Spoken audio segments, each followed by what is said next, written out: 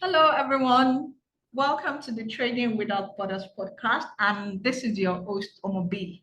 For today's episode, we have a special guest that is going to be with us. We are going to be discussing on some AfCFTA issues. She happens to be the first guest on the podcast. So let's welcome Teniola Tayo, who is our number one guest on the Trading Without Borders podcast, and we are going to be discussing about the guided trade initiative. But before we go into that, let me just introduce Teniola to the house.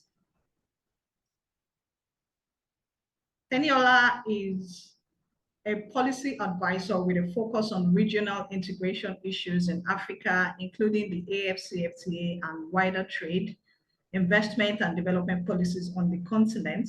She is currently the Trade Policy Fellow at the Africa Policy Research Institute. She also runs Aloinet Advisors, a policy research and advisory firm.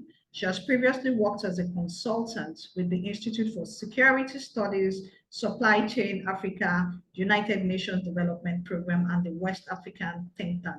She has worked as a senior legislative aide with the Nigerian Senate and as a consultant with the Office of the Vice President of Nigeria. She has a master's degree from the London School of Economics, a bachelor's degree from the University of Ghana, and recently completed a fellowship at the European University Institute School of Transnational Governance. So let's welcome Teniola to today's episode. Welcome, Teniola. Thank you very much, Amobala. It's a pleasure to be joining you today. Thank you. It's good to have you here. So, Teniola, we're going to be speaking to the guided trade initiative on the 18th of May. The Nigerian government inaugurated the onboarding process for businesses and exporters. That's basically to prepare Nigeria for the implementation of the AfCFTA. But before we go into that, I'm sure people are wondering what is guided trading. Maybe we can just speak to what it is about and just like a bit of introduction of what it is and the countries that are currently trading there and the next phase on that. Okay. Yeah, so the Guided Trade Initiative, some people call it the Guided and Facilitated Trade Initiative. I think that's the full name. But then the Guided Trade Initiative, or the GTI, is an interim trading arrangement that allows countries or participating countries to test the regulatory provisions of the AfCFTA. So, the AfCFTA was launched, or its commencement was announced January 2021, but some negotiations are still ongoing. So there's a minimum requirement for the rules of origin negotiations, which is under trading goods, the phase one negotiations, that hasn't been met. They have to get up to 90%, and they are still at 88 point something. So it means that they cannot formally launch, the agreement, or trading under the AfCFTA as a legal instrument cannot happen yet. So what the Secretariat did was that they said, okay, fine, this is not ready yet, but some countries have made more progress with submitting their tariff offers. So what they did was to pick up a pool of 8 countries across African regions, and then they set up this initiative called the Guided Trade Initiative, where these countries can begin to trade very specific goods. So goods that have their rules of origin already agreed, and goods of which the tariff offers have been submitted. So the Secretariat is, guiding the countries to trade in this manner. And when you think about it, it's like they're holding their hands, to trade in That's this manner, just so that we can have an early assessment of what some of the issues may be going forward and just how to begin to address them. okay, absolutely. Just to test the functionality of the AfCFTA. That's of course that which is a wonderful initiative. So we have Cameroon, Egypt, Ghana, Kenya, Mauritius, Rwanda, Tanzania, and Tunisia that have started. That's the first scheme I understand. So Nigeria launching the guided trade onboarding process for business, the scheme. So what does this mean for Nigerian businesses and exporters for the benefit of those that were not even aware or do not even know about it? So I'm wondering like, okay, why is Nigeria planning to get on to the next phase? So that's where we'll speak to that now. Yes, so I mean the GTI commenced, so it was launched last year, October. And Nigeria wasn't one of the countries that was part of the GTI. And from what I heard from some sources then was that Nigeria was actually interested in being part of it then, but wasn't selected as one of the countries, perhaps for different reasons. So there is an intention to expand the GTI beyond the 8 countries. Even when it was launched last year, the head of the secretariat, Wamkele Mene, had said that it would likely be expanded, you know. So now there have apparently been plans put in place to expand the GTI into a second phase with a wider group of countries. And there's been a selection of some countries from different African regions that could be part of the second phase. And Nigeria is trying to lobby, you know, to be one of the countries included in the second phase of the GTI. So that's why this onboarding process happened. It was part of the AfCFTA Secretariat's series of engagements with very specific countries, in Okay. some ways to assess their interest/readiness in being part of the second phase of the GTI, but also in letting them know what might be required in getting ready. So at that session where there was a workshop for the onboarding, one of the things that was presented was the requirements for obtaining the certificate of origin. You know, even the form that you have to fill as a trader, as a producer exporter in Nigeria to get the certificate of origin to trade under the AfCFTA rules was there, and just how you need to go about things. Forms are also shared out to producers and exporters that they have to fill out manually and submit back to the AfCFTA Secretariat in Nigeria.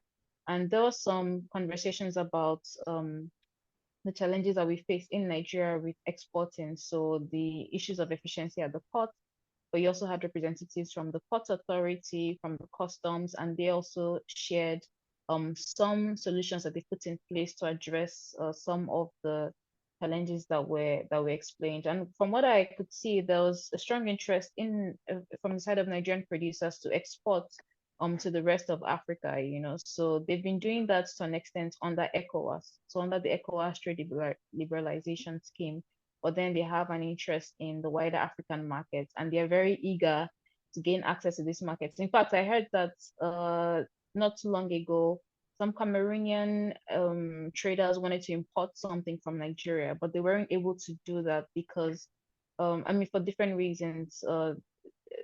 Partly because Nigeria was not able to trade those goods under AfCFTA preferences because Nigeria wasn't part of the guided trade initiative. So there is a lot of eagerness, a lot of interest. And I mean, I guess we're hoping that Nigeria will be part of the second phase. Yes, we hope so, because this is an absolutely wonderful initiative, and I'm really happy that Nigeria has taken such step. So what would I'm sure like a business owner and somebody that's interested, like, okay, this year, because I keep getting, and I'm like, okay, so how does the AfCFTA benefit me? What am I really supposed to do? And also now that this has been done, the step has been taken, what should I be doing? Or what are the benefits? What are the opportunities? Or should I say the challenges really as a Nigerian business owner? Or do we speak to the steps first that the Nigerians should actually be taking now that the onboarding process has been launched in Nigeria? So it obviously means that yes, Nigeria is ready to start working under the AFC. Not really like, yes, we have not implemented it yet, but Nigeria is also ready. Nigeria also wants to take the step and also help Nigerian businesses to be able to trade, take advantage of the benefits that the AfCFTA brings. And how can we prepare ourselves? Like, what do you need to do? How do you get more information? The steps to take really as a Nigerian business owner who is interested in getting into the AfCFTA space. Yes, absolutely. So for those that are interested in being part of this GTI, they would have to very quickly reach out to the Nigerian AfCFTA Secretariat. So the Nigerian AfCFTA Secretariat is the Secretariat of the Nigerian Action Committee for the implementation of the AfCFTA.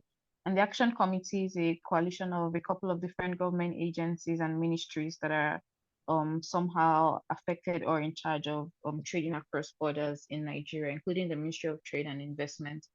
And after reaching out to the secretariats, they'll be given some forms to fill, and then there'll be an assessment of whether the goods that they produce will be qualified to trade under the AfCFTA and under the GTI. Because again, the GTI is for a limited set of goods. It's not all Okay, it goods doesn't that will cover be all. Okay. allowed to trade. No, not at all. It's a very, very, in fact, it's a very, very small, a very specific set of goods. And these goods are usually based on even bilateral arrangements to an extent, because first of all, it has to be goods of which the rules of origin negotiations have been completed, and then the tariff offers have been submitted by the trading country.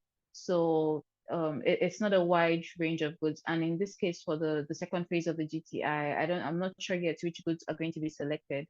But I know that the Nigerian authorities on their end are also trying to select producers based on those goods, because they also want to ensure that the trade can continue. It's a producer that can continue to supply the goods. And I'll challenge people that are interested to actually start the process of talking to the secretariat, because while I was at the event, the workshop, there was a Nigerian company, but then originally from India, that was there saying, they want to be the first to trade under the under the GTI.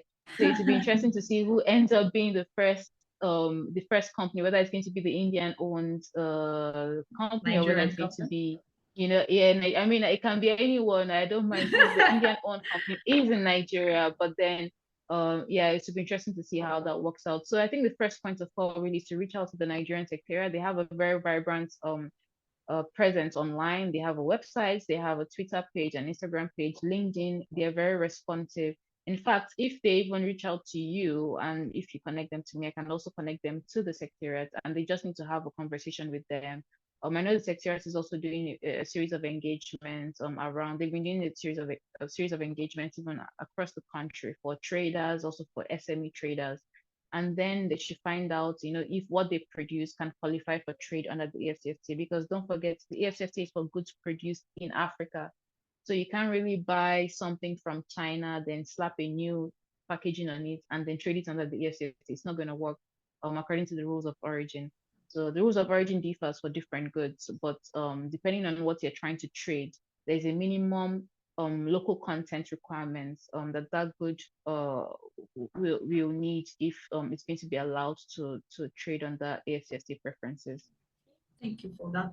If you want to know about the rules of origin, I've actually done some episodes on it and I've broken it down. So you may want to listen to that. And if you're interested in getting through to the AfCFTA Secretariat in Nigeria, I think that's the first step really. So even if your goods or your product does not meet the requirements for the trading under the GTI, then you can be educated or guided to help you to build capacity, how you can get your goods to that extent. So the next thing I'll go back, maybe I'll just let Taya share with us is okay. Let everybody hear different about that. Like, so why should I be interested really in AfCFTA? Why can't I just stay in Nigeria here? I've been doing my thing. What benefit is it for me really? Why? What is it about it? Yes, I've been hearing about it, but I don't know. I don't know if I can gain any benefit or maybe. Okay, let's hear from Taya. She can help us with that. So, Yes, I think it's a question of, economies of scale. So I was talking to a large firm. So one of the large firms in Nigeria, one of the large organizations that produce consumer goods. So maybe things like soap, washing detergents, things that we use on a daily basis. I usually have a very, very good retail value that have huge markets, because depending, it doesn't really matter your income level, you still use soap, at the end of the day. And then they were explaining to me that one of the reasons why they're interested in the wider African markets is because the cost of production in Nigeria is high, right? So we have issues with electricity as one example. So you have a lot of producers here that, when the diesel prices started to go up, they really suffered, because the cost of diesel, for running for their operations started to eat into their profit margins. And when you have a larger market, it allows you to absorb an even higher cost margin. So it's the theory of economies of scale. The more you produce, the less the cost per unit of production, right? Depending on the context that you're working in. And when you have access to the wide African markets and you have duty duty-free access. That's the key thing. Because what this producer also let me know was that even though they've always been interested in the West African markets, they really couldn't access it because the cost of duties, so the tariffs that they would meet at the border entering these markets would erode their competitiveness, when they enter the market because of the high cost of production in Nigeria. So by the time they added the cost of production in Nigeria to the cost of the tariffs at the borders and then to even add the small profits, then there was no way that their goods would be able to sell in that market. So the AfCFTA would now allow them to enter those markets duty free, which means that they don't have to pay the tariffs. So their goods now have a fighting chance in those other markets. So that's why our producers should be interested in the AfCFTA. It's just really asking the question, what level do you want to play?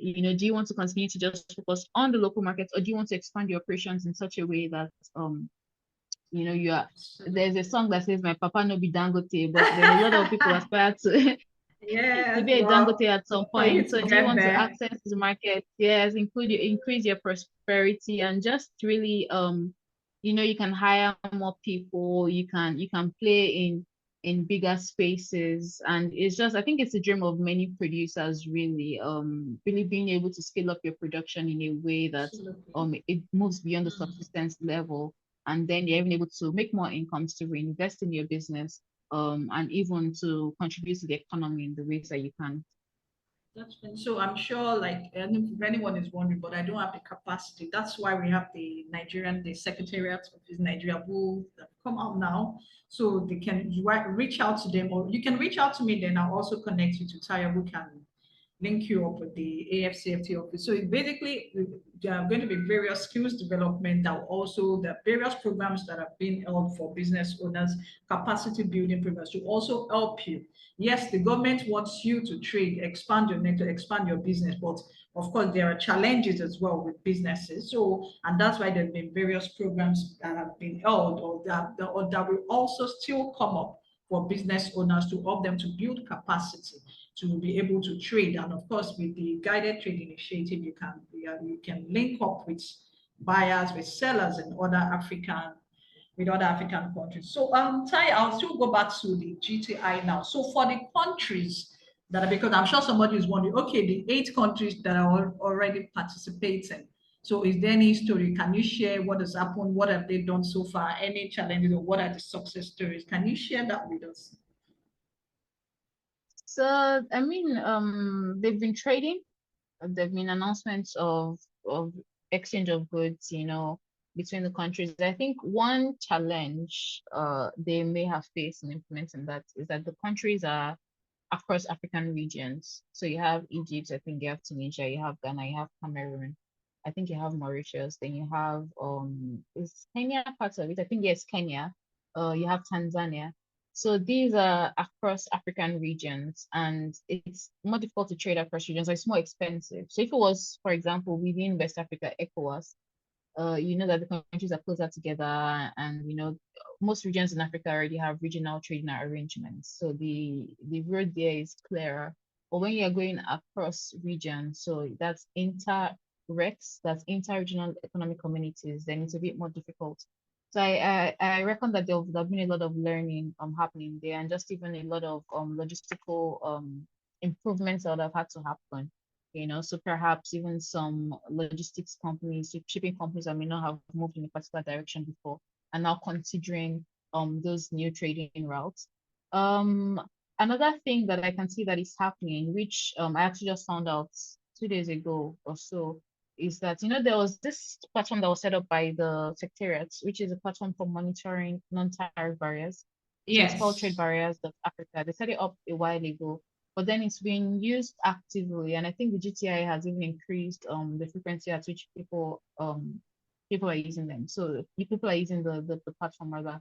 So when you go on there, I mean, I saw in a presentation recently that you can sometimes even see some of the barriers that people have faced at the border. So you have a bunch of reports coming from different countries about what they met, when they try to enter a particular country, or when their goods try to enter a particular country. I was seeing, a wide range of reports relating to things like banning of goods or distrust, at the borders. I remember even hearing once that And I think this was even in the case of Nigeria, although Nigeria is not part of the GTI, where there was reports that the people at the border said they were not aware of an arrangement that, for example, maybe the ministry was party to. So just the breaking communication sometimes between the people on the ground and the policymakers can affect traders when they get to the border. So I think the GTI is increasing the pool of knowledge and learning on the actual barriers that traders are being met with at the borders, although it's a little bit of an ad hoc arrangement. So most of the trade happening under the GTI is being facilitated one way or the other. And I think there's also growing interest because I read, I think recently that some Tunisian producers finally got their certificate of origin. Yes, So it's some days making ago. producers excited. Yes, they're now thinking, okay, this is possible. Let me even try, and linked to something that you just said recently. I think there's an opportunity for producers now because there's a lot of interest in getting African producers to trade. And then there's a lot of Absolutely. interest, particularly in getting African SMEs to trade and African female-owned SMEs to trade. And what this means is that a lot of organizations are throwing money at these different issues. So they are throwing money at trade finance to help SMEs to trade. They're throwing money at initiatives to help women-owned businesses to trade. So there's a big opportunity for getting finance for your trading for trading activities at this point, if only these producers can explore these opportunities. And this is coming from different levels. You have a fund from the Afrexim Bank, here and there. And even within Nigeria, I'm very sure there are different funds that have been set up.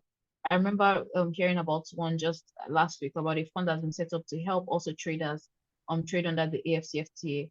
So there is some funding out there. There's some support available, whether on the national level or on the international level. You have the ITC, the WTO also throwing money at these things, women in trade, So, SMEs in trade. So it will be good to take advantage of some of those opportunities that are coming up.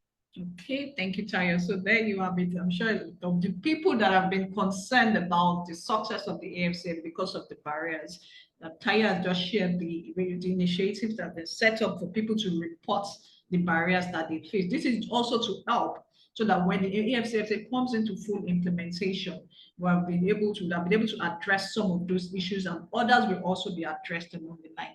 Yes, I'm Tunisia. I also remember under the guided trading, like last year, Kenya exported under the GTI tea to Ghana. That was the first trade under the the first trading deal between Kenya and Ghana. So some trading has been going on under the guided trade initiative. Also for Nigerians that are interested, I think you should, not that I think, you should get on board and get in touch with the AfCFTA Secretariat Office in Nigeria so they can help you and also prepare you with the right skills, the right knowledge, and help you to build capacity to be able to trade under the AfCFTA.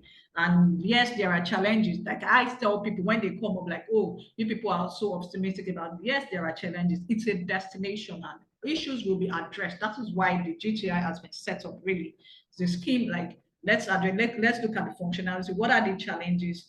How can we work with it? How do we undo that? I think that's really, so I think we should give kudos to the AfCFTA Secretariat itself. Then for different countries, their own national coordinating offices or the AfCFTA offices in various countries as well that have been trying effort. And like Taya mentioned, she has also there have been various opportunities that are out there. There are trade finance for SMEs. There are also of various schemes and initiatives for women-owned business. So if you're a woman-owned business, you need to also go out there. There are a lot of opportunities by various organizations within Nigeria, outside Nigeria, within the region, and even international that are bringing them to help women-owned businesses and to help you scale and to help you trade under the AfCFTA. So, Tayo, would you have one more? So, one more thing from Tayo before we go, so she can just any advice for Nigerians? What do we need to do? The final from Tayo. Yeah, I think, generally we need to take an interest in this agreement. Nigeria is a big country. We have a lot of problems. And what we should realize is that many challenges it doesn't mean that we should only focus internally. Sometimes, looking at things outside the country can even help you solve things within the country. So we have the unemployment issue. And one of the solutions to the unemployment issue would be to scale up our producers. And one way to scale up our producers so that they can employ more people will be if they can trade. So if you're a small producer, you're struggling with the low incomes here in Nigeria, maybe people are not buying your goods as much as they used to, then now consider that perhaps the answer is to look beyond the Nigerian markets, to other African markets and to see if you can use that to even boost your business. But I encourage them to, start to look beyond the country, which is what the AfCFTA is about and which is what Pan-Africanism is about. Don't focus too much on only your own nation or your own nation state. But then consider Africa as your playgrounds, Yes, and interact with the other markets. Learn more about other African countries because you need to know about countries before you trade with them. How do they say hello in Ghana, in Kenya, in Cote d'Ivoire, in Oh South yes, that Africa? reminds me, Get to know about Tayo. their Sorry, I was people. going to tell Tayo to actually say Yeah. hello to us in Yoruba language. Yeah. But she'll be saying that to us as once we round up. She's going to probably be saying bye-bye to us as we're rounding up. So yes, exactly. So And yeah, just that Nigerians should know more about their other African countries. That's really the idea of African integration. And then from there, we can start to do business with each other. oh, that's awesome. And like I tell Nigerians, thank you, Tayo, for this. Like, if you don't go to other, once Nigeria starts trading, when the implementation, other Africans are coming also into Nigeria. So don't remember that. So you have more competition now, and people and consumers will have other choices. So we are looking at, so how do I upgrade myself, or how do I build capacity? So even if I can, because if I don't go out, some people are coming in. So that's the way you should look at it. And you should also look at, I always say, like collaboration. Even if you cannot, you feel that you don't have the capacity, with all these initiatives that are being set up, really, we can connect you, you can be connected to other partners or buyers or selling in other African countries. You can look at ways that you can collaborate for you people to trade or do your business. And those are the sort of things you should start preparing yourself about. So it's not about, oh, is it going to work? It will work one day. And I'm really happy that Nigeria has taken the step with this guided trade initiative. You can see that the government is concerned about us and really want us to get into this. And we are hopeful that we pray that I'm very positive about the AfCFTA. I'm very, even when people say, oh, this, and I'm always like, don't worry, it will work. Are there challenges? Yes, we've spoken about it. Tayo has spoken about it here, but that will be addressed, and Africa will work. So let's look beyond Nigeria. Let's start thinking African. Let's look at how we can relate with our African brothers and sisters and doing businesses and interacting in various ways. So this is where we are going to end this for today's podcast. And as usual, the podcast is just for educational purposes only. Please, if you need expert advice, you can reach out to me or other trade experts. And if you want more information concerning what we have discussed, Tayo has discussed today, please send me a message. You can reach out to me on LinkedIn, Omobola Adekola, or you can find it, send me a message through the platform that the podcast will be uploaded. And so before we go, Tayo is going to be telling us bye-bye in our indigenous language. So Tayo, up to you. Okay, my indigenous language is Yoruba. I guess I can say Odabo. Okay, Odabo to you. So Odabo. that is bye-bye Yoruba language of the southwestern part of Nigeria. So until next episode, say bye-bye. Thank you for listening, and please remember to subscribe, remember to share, and remember to like the post. And yes, until next episode. Thank you very much. And thank you so much, Teniola Tayo, for joining us for today. And Teniola is very special because she's our first guest. I know I've been saying I'm going to bring guests, but so being number one, we're saying kudos to Tenny, and thank you so much for obliging us with this interview. And hopefully, maybe some other time we can call on you again, Teniola, and we can you would oblige. Absolutely. Absolutely. Okay. Thank you for inviting me, and this was so much fun. Okay, all right. Thank you very much, everyone. Bye-bye.